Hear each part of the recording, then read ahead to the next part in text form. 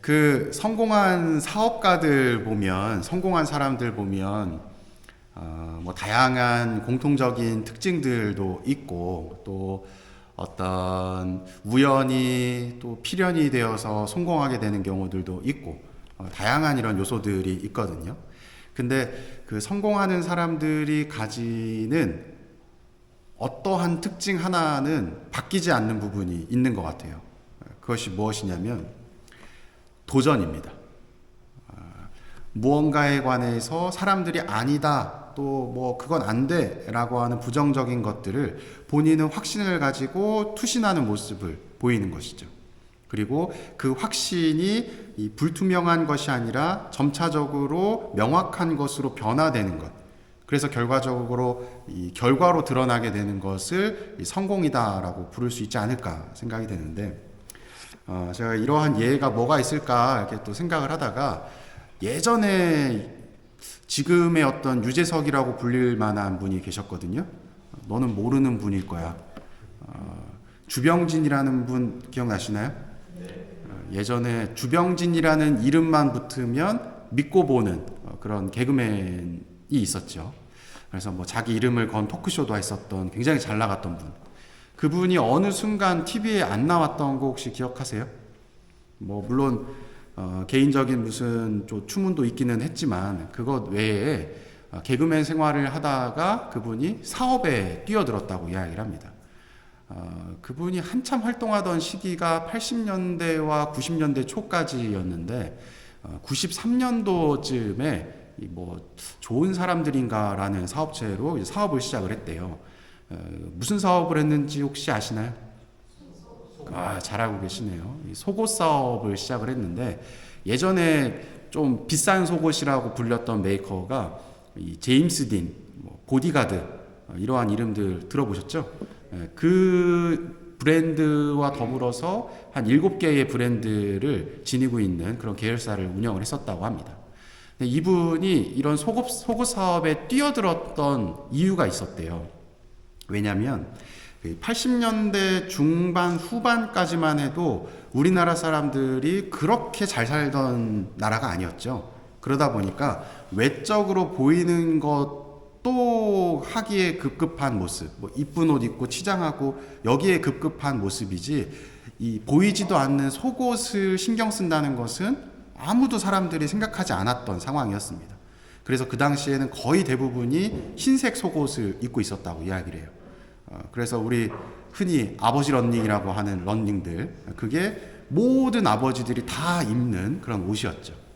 근데 이 주병진 씨가 해외에 나가서 보니 이 속옷도 하나의 패션으로 등극하는 것을 보게 되었고, 우리나라의 경제 성장률을 보니 우리도 그러한 시대가 올 것이다 라고 하는 본인의 확신을 가지고 이 사업을 시작을 했다고 합니다.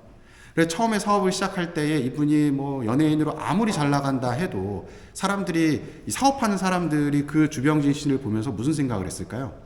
저 사람은 그냥 개그맨이지, TV 나와서 웃기는 사람이지, 무슨 사업은 사업이야 하면서 굉장히 여러 가지 고초를 겪었다고 이야기를 해요. 근데 또 좋은 사람들을 만나게 되면서 그래서 좋은 사람들인가? 하여튼 만나게 되면서 이 속옷 사업이 점차 성장을 하게 되고, 매출이 정말 잘 나왔을 때는 한 해에 1,300억 매출이 나왔던 때도 있었다고 합니다.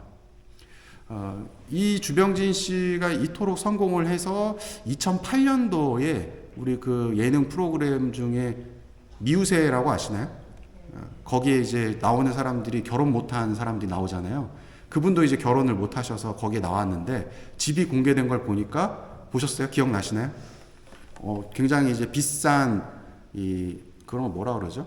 아파트는 아니고 제일 꼭대기에 이 펜트하우스가 있는데 거기에 살더라는 거예요. 그래서 들어갔더니만 오늘도 제가 그거 자료조사 겸 찾아보면서 깜짝 놀란 건데, 화장실이 저희 사제관 거실보다 크더라고요.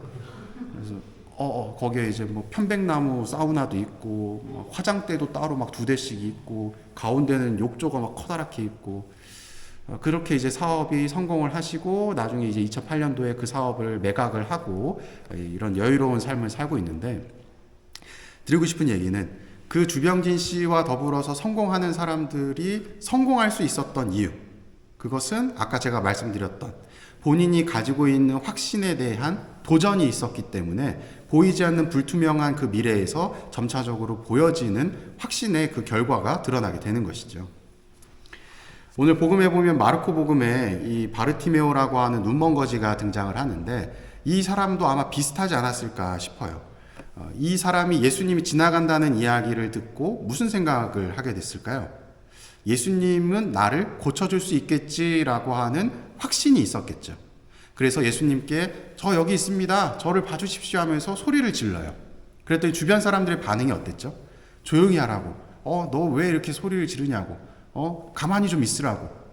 마치 확신을 가지고 무언가에 투신하려고 하는 사람들을 볼 때 주변에서 그거 해봤자 안 돼. 야, 그거 아무도 안 하는 거야. 하면서 그 사람의 의견을 무시하고 끌어내리려고 하는 다른 사람들, 성공하는 사람들과 조금 반대쪽에 있는 사람들의 모습과 비근하지 않을까 생각이 돼요.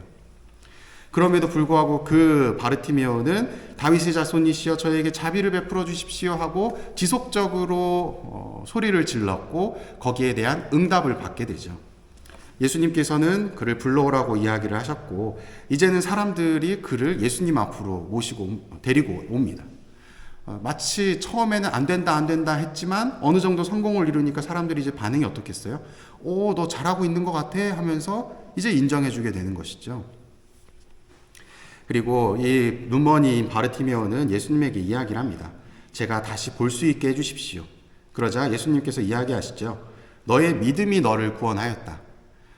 바르티메오는 자신은 예수님을 통해서 구원받을 수 있다라는 이 눈이 치유될 수 있다라는 믿음과 확신이 있었기 때문에 결과적으로 다시 보게 되고 또한 거기에 나아가서 예수님의 제자로서 살 수 있는 영예를 누리게 됩니다.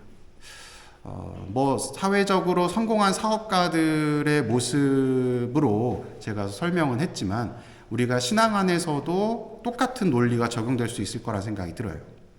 우리도 신앙 안에서 무언가 눈에 보이지 않는 결과를 얻고자 한다면 나름의 확신을 가지고 우리에게 따진다면 그것이 신앙이겠죠. 예수 그리스도를 통해서 내가 변화될 수 있고 구원을 받을 수 있다는 확신과 믿음을 가지고 투신할 때 남들은 그것이 허황된 것이라고 손가락질하고 너 아무리 해봐야 그거 별로 변화 없어. 그거 다 무의미한 거야 라고 하지만 나의 믿음을 가지고 투신하는 모습을 보일 때 결과적으로 하느님께 사랑받고 또 구원을 받을 수 있는 그 은총의 첫자리에 앉을 수 있지 않을까 하는 생각을 해봅니다. 우리가 믿는 이 신앙생활이 누군가에게는 아무 의미 없게 보일지 모르지만 여러분들 각자에게는 확신을 통해 의미 있는 유의미의 결과를 찾으실 수 있도록 지속적인 신앙생활을 이어나가셨으면 좋겠습니다. 사랑합니다.